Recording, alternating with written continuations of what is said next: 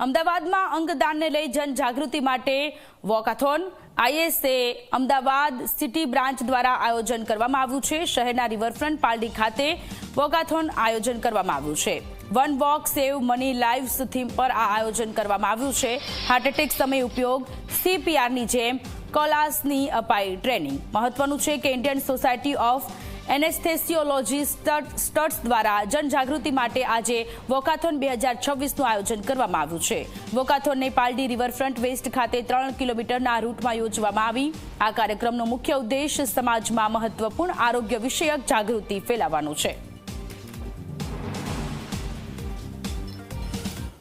ફેબ્રુઆરી month જે Valentine month કહેવાય, તો આપણે ફક્ત આપણા એક વેલેન્ટાઇન નહીં પણ સમાજના દરેક વેલેન્ટાઇન માટે એક અવેરનેસ માટે આ વોકાથોનનું આયોજન કર્યું છે કે જેના દ્વારા એવી અવેરનેસ આવે કે તમે અંગદાન કરશો તો એક નહીં ઘણાના વેલેન્ટાઇનને બચાવી શકશો।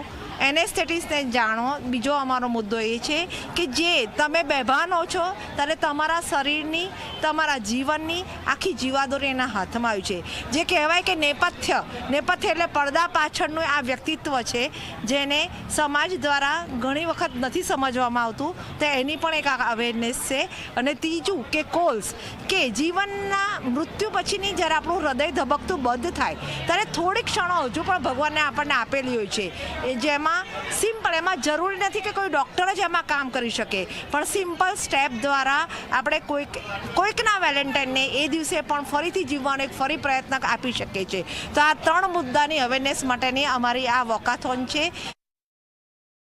આ નિમિત્તે આજે આ વોકાથોન ગોઠવી છે, જેનો મેઇન પર્પઝ છે કે લોકો જાણે કે એનેસ્થેટિસ કોણ છે। તમારા શરીરનો ઓપરેશન દરમિયાન, ઓપરેશન પહેલાં, ઓપરેશન પછી એ તમારો પોતાના શરીરનો પાયલોટ છે।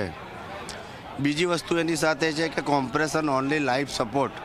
તમારા વેલેન્ટાઇનને તમારા જ ઘરમાં પડી ગયા પછી શું કેવી રીતે એને કરવું। નોન મેડિકો પર્સન છો અને તમે ઘરમાં કોઈને ફસડાઈ પડેલા જુઓ છો તો કેવી રીતે તમે એને બચાવશો એ અમે શીખવાડીશું। અને ત્રીજો આજનો મેઇન મુદ્દો અમારો છે, તમે તમારા જે બી સ્વજન છે એનું મૃત્યુ થઈ ગયું છે, બ્રેન ડેડ થયું છે, તો આઈપીસી કલમ એક્ટ મુજબ એ વ્યક્તિ મૃત્યુ જાહેર છે। તો એના જે બી જરૂરી અંગ છે, જેમ કે આંખ છે, હૃદય છે, લીવર છે, એના ફેફસા છે, એની 2 કિડની છે, તો અને હવે તો ચામડીનું પણ દાન થાય છે।